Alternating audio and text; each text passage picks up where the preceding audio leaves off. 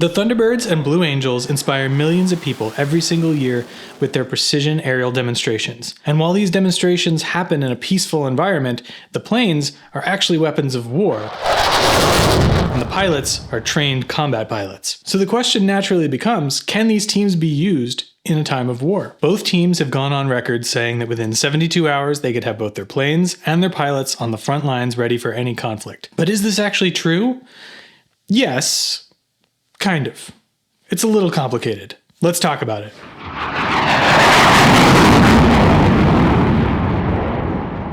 So let's get this out of the way up front. This has never happened. Not really. Not in the way that it's described with the 72-hour turnaround and all that stuff. The closest we've ever come was in 1950. The Blue Angels had been around for about 4 years, and the Korean War broke out, and all the pilots decided that they were going to volunteer for combat duty, which is a very noble thing to do. They actually became the core of VF-191, Satan's Kittens, which flew in action over Korea, and it's actually quite sad the flight leader was actually killed in action over the skies of Korea in 1951. But that was a little bit different, because in that instance, the pilots actually left their planes here, so they didn't actually take the blue planes with them. They got new planes, and they actually spent a couple months training and then got on an aircraft carrier and deployed to Korea. It was also 74 years ago now, so, times have changed. The United States military has recognized the importance of these teams, and they're kind of institutionalized now. The recruitment efforts that they do here at home are very, very important. In fact, in Vietnam, both the Blue Angels and Thunderbirds kept flying, and that was a war that we had a draft. Same thing with 9/11. The Blue Angels and Thunderbirds thought that they might actually end up being deployed. They didn't. They didn't end up going. So they haven't been needed. This hasn't actually happened. In order for 6 or 7 fighter jets and fighter pilots to really make a demonstrable difference in a war effort, things would have to be really bad. I mean, we're talking like World War III, we're talking aliens, we're talking something like that. So when we talk about these teams, we're really talking about two things. We're talking about the jets and we're talking about the pilots. And let's break it down one at a time. The pilots, it's pretty simple. They're fighter pilots. I mean, there's a reason that in the 1960s, when they were looking for astronauts, they went to fighter pilots and test pilots first. These people are very adaptable. They know what they're doing. Every single Thunderbird and Blue Angel pilot has trained as a combat pilot first, and the flight demonstrations that they put on in front of the public are secondary. They are fully capable of slipping back into that role as a combat pilot. Could they do it overnight? Could they do it in 72 hours? That I'm not so sure about. There's probably some training that would need to happen to get them back up to speed. If they've been on the road with the teams for a year or two, they're very familiar with the aircraft, but they might not be as familiar with the weapon systems and actually integrating into the fighter squadron that they've been assigned to. There's all sorts of logistical pieces that would have to be worked out. But again, these are fighter pilots we're talking about. They're very good at their jobs. The Blue Angels would have just a slightly harder time at this probably because they would also have to get carrier qualified. This is something that I talked a lot about in a previous video I did about the one time that a Blue Angel landed on an aircraft carrier, which you can see up here somewhere. In order to be qualified to land on an aircraft carrier, you have to do it a lot, do it consistently and keep doing it. So when people join the Blue Angels, they actually lose their carrier qualification because there's just no time to keep doing that. Plenty of people have left the Blue Angels and gone back to the fleet and they have to get re-carrier qualified, and they can do that, and that's totally doable. Is it doable in 72 hours along with everything else that they have to do? It might be a little tough. Let's talk about the jets. This is where things get a little more interesting. So the Thunderbirds fly the F-16. The F-16 is one of the most produced fighter jets and most in-use fighter jets in the world today. There have been over 4,600 of them made in the 50 years that it's been produced. So there are a lot of F-16s. These planes do go through a lot more than your standard F-16 in the Air Force would. They fly them way more often, sometimes several times a day. They fly them at higher and more consistent Gs with the maneuvers that they do. And since they're clean aircraft with no armaments on them, the thrust profile is a lot harsher. And the maintainers take very good care of these jets and their service life extension programs to make sure that they can get as much life out of these jets as possible. So these jets actually stand a pretty good chance of being able to be converted in a relatively quick amount of time. In fact, in 1988, they actually tried this. So a general at the time said, we need to prove that this can actually happen, and ordered the team to try this. They undid essentially all the modifications that make a Thunderbird jet, and the main one being they actually take the gun out of the aircraft and put in a smoke canister. So the team took out the smoke canister, put the gun back in, reattached all the pylons and hard points that are needed to attach all the armaments, all the bombs and missiles and all that stuff. They loaded it up with ordnance, and they actually took it out to a range and dropped some bombs, fired some of missiles. The cool thing about this was they never actually changed the paint scheme. They left it in the Thunderbird livery. So all these photos you're seeing, it's a Thunderbird with bombs on it. How cool is that? And they actually fired the gun, which leads to this awesome shot of soot all over the Thunderbird paint scheme there. Now, the maintainers were able to do this in 27 hours, which is significantly below the 72 hours that they said they could do it in. The only caveat, of course, being that they didn't paint it, right? And that actually would take a lot of time to paint it and wait for the paint to dry. My understanding is those 2 days would probably be filled up with that process. So 72 hours seems doable.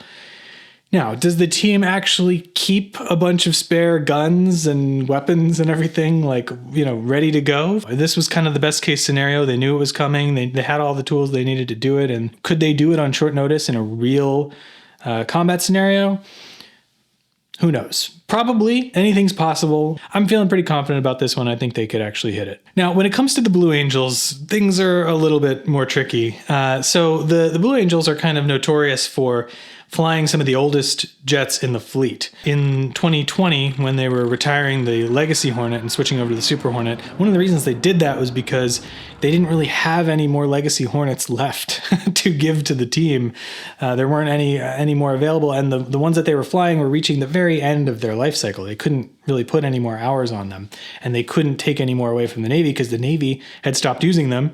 The Marine Corps still uses them, but they needed every single one that they could get while they were still waiting for the F-35 to come online. I recently watched an interview with Gil Rude, who was the Blue Angel boss in the 80s, who oversaw the transition from the A4 Skyhawk to the F-18, the Legacy Hornet. This was on the Fighter Pilot podcast. Great interview. You should check it out. It's on YouTube and where you get your podcasts. But he was talking about the challenges they had switching over to the Legacy Hornet. They wanted to switch to an aircraft that was at the time pretty new, and they didn't want to take new assets away from the fleet. They wanted to make sure that the people on the front lines of conflict had the best gear available. So what they did is they looked at LRIP F-18s. LRIP is low rate initial production.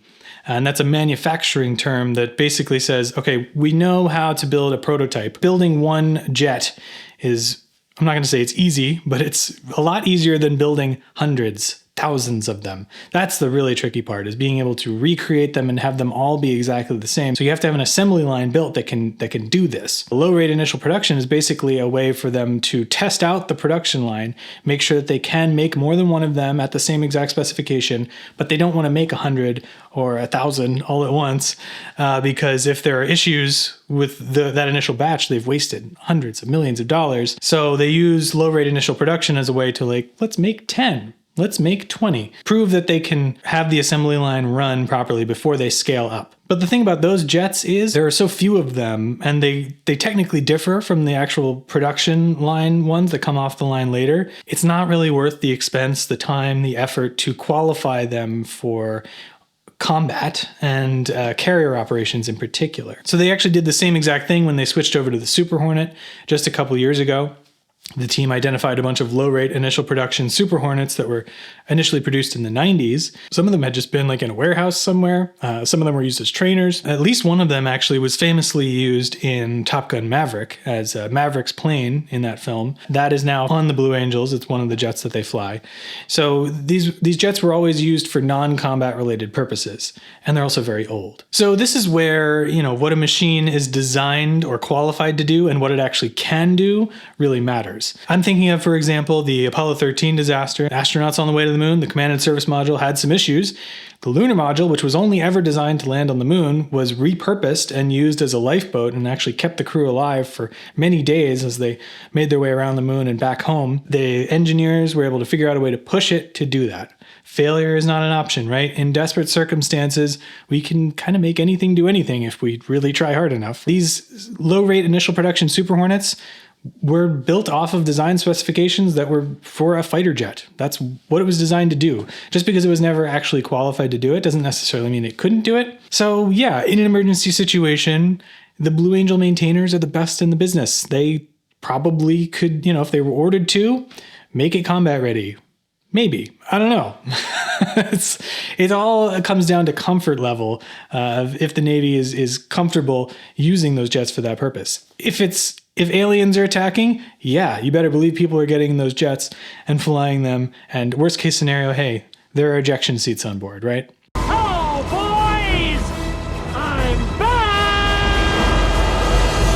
Probably the more likely scenario, though, is something more akin to another thing that Gilrude said on that interview, which was the sort of unofficial plan was they'd take their jets to the RAG, which is where fighter pilots are trained, have the Blue Jets become trainers for everybody who's preparing to go to the war. That'd be pretty cool, by the way, to have your training flights be in a Blue Angel, but anyway, I digress. So the Blue Jets then becoming trainers would actually free up the aircraft that they're currently using as training aircraft to then go out to the front lines and fight in the war. So they'd still be used in the war effort, just not maybe on the front lines.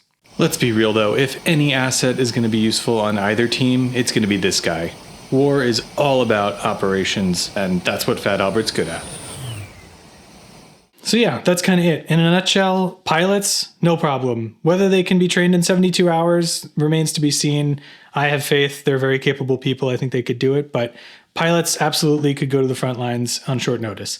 The jets, depends on the team, depends on how old the plane is. It really depends on a lot of factors, but in some capacity, yes, they could all be used to aid in a war effort if necessary. It just might get a little complicated. If you like this video, please give a like down below and leave a comment.